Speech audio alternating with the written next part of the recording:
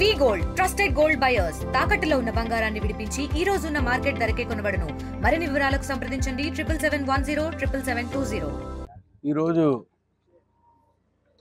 మన దేశానికి వచ్చిన యుద్ధంలో భారతదేశం మరి విజయం చెందాలని, మన సైనికులందరూ క్షేమంగా ఉండాలని, వారి కుటుంబాలు బాగుండాలని,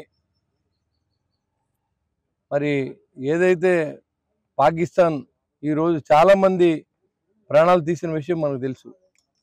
మరి రాబోయే రోజుల్లో ఎలాంటి ప్రాణ నష్టం జరగకుండా భగవంతుడు మరి షణ్ముఖ స్వామి సుబ్రహ్మణ్య స్వామి ఆశీస్సులతో మరి తమిళనాడులో ఉన్నటువంటి 6 క్షేత్రాలని జనసేనకు సంబంధించిన 6 ఎమ్మెల్యేలు, అంతేకాకుండా వీర మహిళలు, జన సైనికులు అందరూ కూడా ఆ భగవంతుని వేడుకునే విధంగా మంగళవారం రోజు మరి ఉదయం మరి అక్కడ పూజలు చేసుకోవడానికి మనం అందరూ కూడా బయలుదేరుతా ఉన్నాం.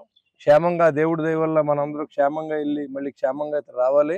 అంతేకాకుండా భారతదేశం యుద్ధం లేకుండానే విజయం సాధించిందని నేను అనుకుంటా ఉన్నా.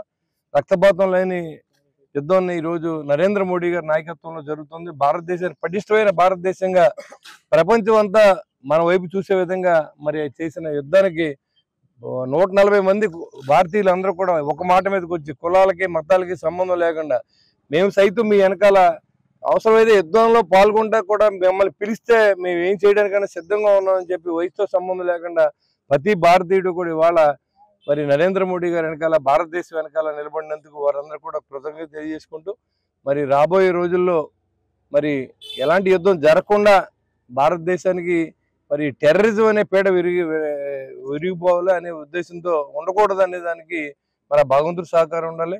ఎలాంటి టెర్రరిజం జరిగినా మరి దానికి కారణం పాకిస్తాన్గా భావించవలసిన అవసరం ఉంటుంది, దాన్ని యుద్ధంగా తీసుకోవాల్సిన అవసరం ఉంటుంది. ఈ కాడి నుంచి ఎలా టెర్రరిజం అంటే యుద్ధం, ఎలాంటి దాడులు జరిగినా సరే మనం యుద్ధం చేయొచ్చు అనేది ఇవాళ ప్రపంచ దేశాలన్నీ కూడా శాంతించాలి భారతదేశం అనే విధంగా నరేంద్ర మోడీ గారిని చెప్పడం, ఆయన పెద్ద మనసు చేసుకుని మరి దాన్ని నిన్నటి నుంచి కూడా 12వ తారీఖుని మనం మాట్లాడుకునే అవకాశాన్ని కల్పించినందుకు మరి ఈ విధంగా ఆ రోజు భారతదేశానికి అనుకూలంగా జరగడం కోసం మనందరం చేసి మరి ఆ షణ్ముఖ స్వామిని సుబ్రహ్మణ్య స్వామిని వేడుకోవడానికి మనందరం వెళ్తున్నాం. దాంతోపాటుగా మన దేశం అంతా బాగుండాలి, మన రాష్ట్రం అంతా బాగుండాలి, మన పవన్ కళ్యాణ్ గారు బాగుండాలి, చంద్రబాబు నాయుడు గారు బాగుండాలి, నరేంద్ర మోడీ గారు బాగుండాలి, మరి అందరూ కూడా భారతీయులంతా కూడా బాగుండాలి అని చెప్పి మనస్ఫూర్తిగా కోరుకుంటూ క్షేమంగా బయలుదేరదాం. నేను కూడా మీతో వస్తూ ఉన్నాను. అలాగే క్షేమంగా మళ్ళీ తిరిగి మీరు అందరూ క్షేమంగా తీసుకొచ్చే విధంగా అందరూ ఉండాలని చెప్పి, జాగ్రత్తగా ఉండమని చెప్పి కోరుకుంటూ.